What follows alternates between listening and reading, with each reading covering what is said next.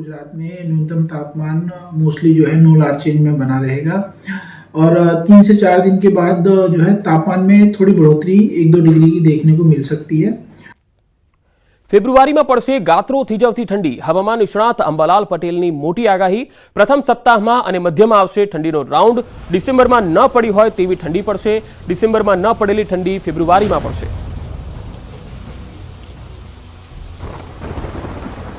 ફેબ્રુઆરી માસમાં 2 થી 3 રાઉન્ડ પશ્ચિમી વિક્ષોભના આવવાની શક્યતા રહે છે। પ્રથમ સપ્તાહની શરૂઆતમાં અને વચ્ચે એક અને ત્યારબાદ લગભગ 12-13 સપ્તાહમાં પણ ફેબ્રુઆરીમાં ઠંડીનો રાઉન્ડ આવી શકશે અને આ ફેબ્રુઆરીનો રાઉન્ડ જે છે એ લગભગ ડિસેમ્બર જાન્યુઆરી માસમાં ઠંડી નથી આવી તેવી ઠંડી હવે જાન્યુઆરીના અંતમાં ફેબ્રુઆરીની શરૂઆતમાં અને ફેબ્રુઆરી માસમાં આવશે। ફેબ્રુઆરી માર્ચમાં કમોસમી વરસાદની શક્યતા છે। ફેબ્રુઆરીમાં સ્વેટર અને રેનકોટ તૈયાર રાખજો। ફેબ્રુઆરીમાં બેવડી ઋતુનો અનુભવ થઈ શકે છે। ફેબ્રુઆરીમાં સવાર સાંજ હાડ થીજવતી ઠંડી પડશે। બપોરે ગરમીનો અહેસાસ થશે। ફેબ્રુઆરીના પ્રથમ સપ્તાહમાં ઠંડીનો રાઉન્ડ આવશે। જો કે મહત્તમ તાપમાનમાં પણ વધારો થશે। મહત્તમ તાપમાન 32 થી 34 ડિગ્રી નોંધાય તેવી શક્યતા છે।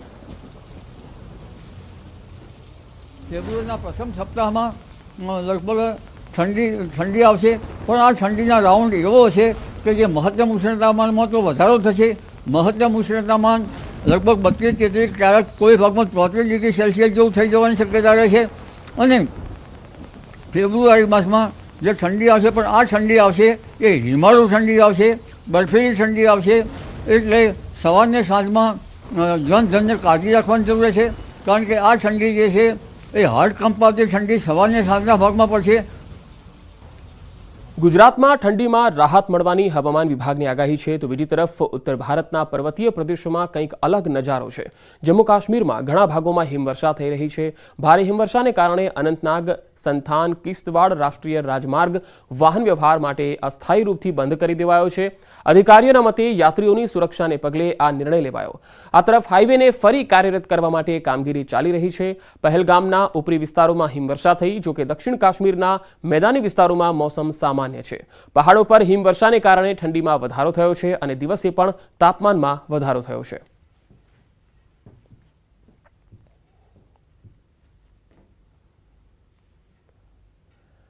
આ તરફ જમ્મુ કાશ્મીરના પહાડી વિસ્તારોમાં હિમવર્ષાને કારણે કુપવાડા જિલ્લાના કરનાહ કિરણ અને મહાચલ સરહદીય ક્ષેત્રના રોડ માર્ગ બંધ થયા છે। કુપવાડા જિલ્લાના સરહદી વિસ્તાર કરનાહ કિરણ અને મહાચલમાં ભારે હિમવર્ષા થઈ રહી છે જ્યારે મેદાનોમાં ભારે વરસાદ થઈ રહ્યો છે। જાન્યુઆરીના અંતમાં સામાન્ય રીતે ઠંડીમાં ઘટાડો થતો જાય છે પરંતુ આ વખતે જમ્મુ કાશ્મીરમાં જાન્યુઆરીના અંતમાં પણ હિમવર્ષા થઈ રહી છે જેના કારણે પ્રવાસીઓમાં પણ ખુશીનો માહોલ છે। हाल के एक लंबे उर्से के बाद फिर आखिर वादी कश्मीर में सरहदी इलाकों में बर्फबारी शुरू जबकि मैदानी इलाकों में बारिशों का सिलसिला जारी और इस बीच कुपवाड़ा जिले के सरहदी इलाके करना, केरिन, मत्सिल, बंस में आज बर्फबारी जारी है जिसकी वजह से करना, केरिन और मत्सिल के तीनों सड़क राब्ते फिलहाल आमद रफ्त के लिए बंद कर दिए गए हैं। नेटवर्क 18 के लिए लाइन ऑफ कंट्रोल के कुपवाड़ा जिले से में याहिया सुल्तान। આ તરફ જમ્મુ કાશ્મીરના પ્રવાસન સ્થળ ગુલમર્ગમાં પણ હિમવર્ષા થઈ રહી છે। જાન્યુઆરીના અંતમાં હિમવર્ષાને જોઈ પ્રવાસીઓ પણ આનંદિત થયા છે। ગુલમર્ગમાં ગઈકાલથી બરફવર્ષા થઈ રહી છે। ગુલમર્ગમાં ઘણા ભાગોમાં ઘણા ઇંચ સુધી બરફના થર જામી ગયા છે। સતત હિમવર્ષાને કારણે પ્રશાસને પણ તકેદારીના પગલાં લીધા છે જેમાં પ્રવાસીઓને વગર ચેનવાળા વાહનોને ગુલમર્ગમાં પ્રવેશ કરવા પર રોક લગાવી છે।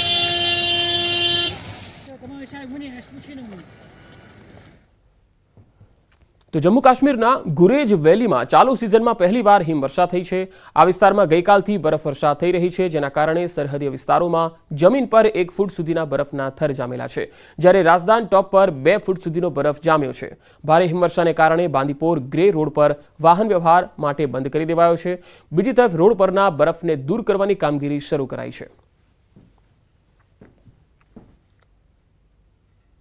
अन्य समाचारों पर नजर करिए तो जूनागढ़ में तोड़कांड केस में एटीएसे कार्यवाही करी है। एटीएसे भोग बननारा कार्तिक भंडारीનું નિવેદન લીધું છે। પૂછપરછમાં પૈસાની માગણી થઈ હોવાનો પણ સ્વીકાર કર્યો છે।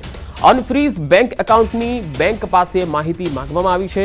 તોડકાંડ કેસમાં 2 પીઆઈ અને 1 એએસઆઈ વોન્ટેડ જાહેર કરાયા છે. તો બીજી તરફ વિવાદિત પીઆઈની મુશ્કેલી વધી શકે છે. અમદાવાદમાં તરલ ભટ્ટ સામે થઈ શકે છે ફરિયાદ. કરોડોના સટ્ટાકાંડ મામલે રિપોર્ટ તૈયાર થયો છે. તરલ ભટ્ટે 40 લાખનો તોડકાંડ કર્યો હોવાનો આરોપ છે. મહેસાણાના કંથરાવીમાં વિદ્યાર્થીનો મૃતદેહ મળી આવ્યો. 26 જાન્યુઆરીએ વિદ્યાર્થી ગુમ થયો હતો. કંથરાવી તળાવમાંથી વિદ્યાર્થીનો મૃતદેહ મળી આવ્યો. ધોરણ 7માં ભણતો વિદ્યાર્થી ગુમ થઈ ગયો હતો. સમગ્ર મામલે પોલીસે તપાસનો ધમધમાટ શરૂ કર્યો છે. ઊંઝામાં કંથરાવીમાં શ્રમજીવી ઉત્કર્ષ આશ્રમ શાળામાં અભ્યાસ કરતો આ વિદ્યાર્થી ગાયબ થઈ ગયો હતો. ધોરણ 7માં અભ્યાસ કરતો આ વિદ્યાર્થી 26 જાન્યુઆરીએ ગાયબ થયો અને 3 દિવસ બાદ કંથરાવીના તળાવમાંથી મૃતદેહ મળતા ચકચાર મચી ગઈ. પરિવારજનોએ પુત્રની હત્યા કર્યાની આશંકા વ્યક્ત કરી છે. ત્યારે પોલીસે હત્યા છે કે આપઘાત તે અંગેની તપાસ હાથ ધરી છે.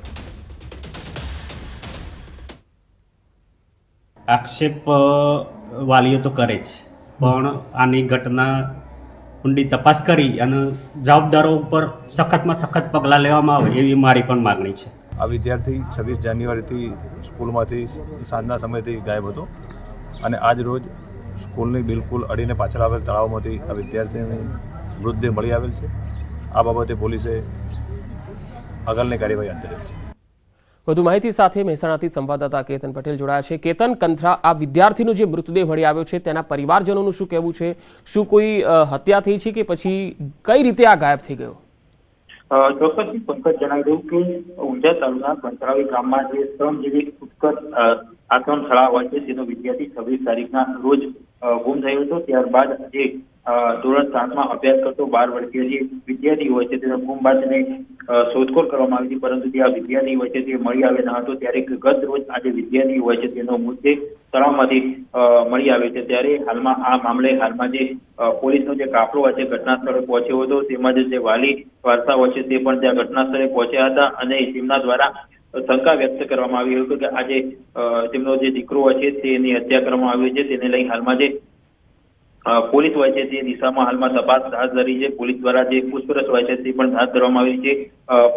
પોલીસ દ્વારા હાલમાં જે તપાસ હોય છે તે કરવામાં આવી રહી છે કે આની હત્યા થઈ છે કે કોઈ અન્ય કોઈ કારણસર આનું જે અવસાન નીપજ્યું છે. ત્યારે આ મામલે હાલમાં ઉનાવા પોલીસ મથકે અપહરણની પણ ફરિયાદ નોંધાવવામાં આવી હતી. ત્યારે હાલમાં જે મૃતદેહ મળતા હાલમાં જે ચકરાટ જો મચી છે. જી કેતન, આભાર માહિતી આપવા માટે. વાત સોમનાથની. સોમનાથમાં દબાણ હટાવવાની કામગીરી હજુ પણ યથાવત છે. મંદિરની આસપાસના તમામ ગેરકાયદે દબાણો દૂર કરવામાં આવી રહ્યા છે. હમીરજી સર્કલ, પાર્કિંગ એરિયા સહિતના દબાણો દૂર કરવામાં આવ્યા. જૂનાગઢ રેન્જ આઈજીએ ઘટના સ્થળની મુલાકાત લીધી. પોલીસના કાફલા સાથે ડિમોલિશનની આ કામગીરી ચાલી રહી છે. લગાતાર 3જા દિવસે આ કામગીરી યથાવત છે. સોમનાથ ખાતે વધુ સરકારી દબાણ થયેલા એ જગ્યાઓ ખુલ્લી કરવામાં આવી રહી છે. આ જે પ્રક્રિયા ચાલુ છે એમાં તમામ વહીવટી જે તંત્ર છે એના તમામ વિભાગો એકસાથે સંકલનમાં કામ કરી રહ્યા છે અને પોલીસ બંદોબસ્ત પૂરતો રાખવામાં આવ્યો છે. પંચમહાલમાં લગ્ન પ્રસંગમાં જાનૈયાના ઉત્સાહનો અતિરેક સામે આવ્યો. ગોધરા વડોદરા